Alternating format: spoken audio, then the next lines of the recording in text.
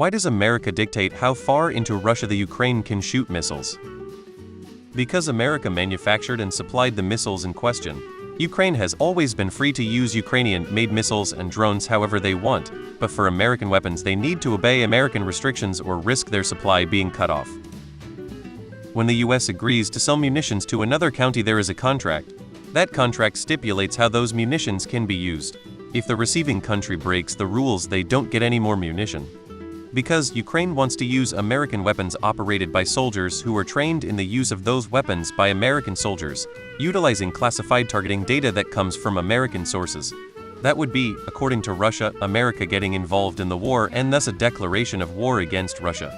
America should probably be the ones confirming that, not Ukraine. Ukraine can ignore the use limitations. Then the US stopped supplying future weapons. Now why the US limited the range was to avoid escalating Russia to a potential nuclear result.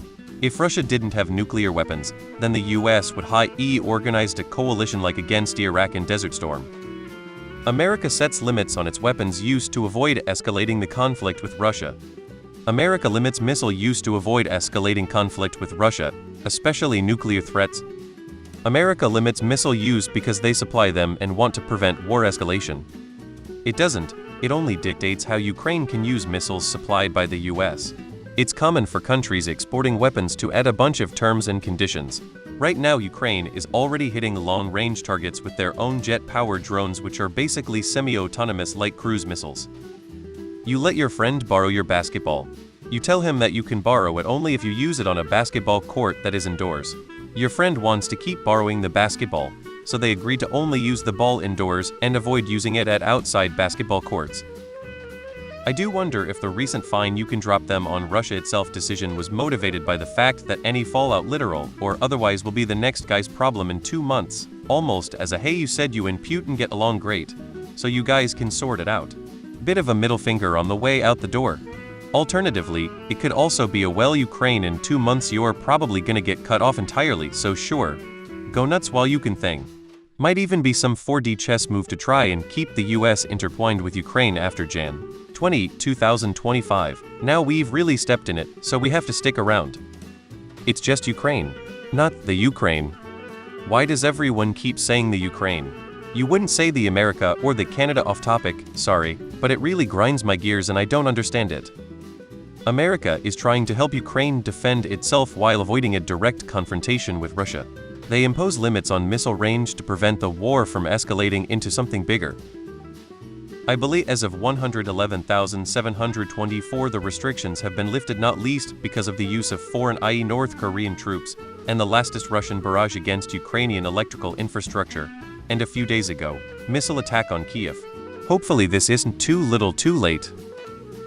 Russia has a doctrine of using nukes if they perceive an existential threat, and if missiles reach too far, and that's a possibility. My question is, why now? Because the line between a proxy war between the US and Russia and an actual full-blown war is very thin. The US is the one supplying the weapons, so it wants to assert dominance over the region and harm Russia just enough to keep them from advancing, but not enough to be considered a direct aggressor. If Ukraine disobeys, the US would have no option but to cease the supply in order to show Russia they are not participating in direct attacks to Russia. Or we have WW3. It's the USA's missiles. Basically, because they were given, not bought, some restrictions were attached, like them only being allowed to be used inside Ukraine. This had obvious issues, like Russia just moving their supply dumps behind the border, making them basically impossible to destroy. Now that those restrictions are finally lifted, Ukraine can target supply dumps, fuel depots, ammo storages, factories, rail lines, etc. Basically, Ukraine can now finally get themselves breathing room by targeting key Russian infrastructure needed for the war effort.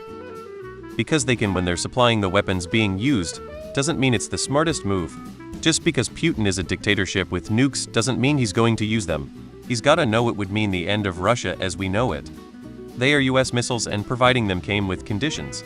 Ukraine would risk no more missiles if they ignored those conditions.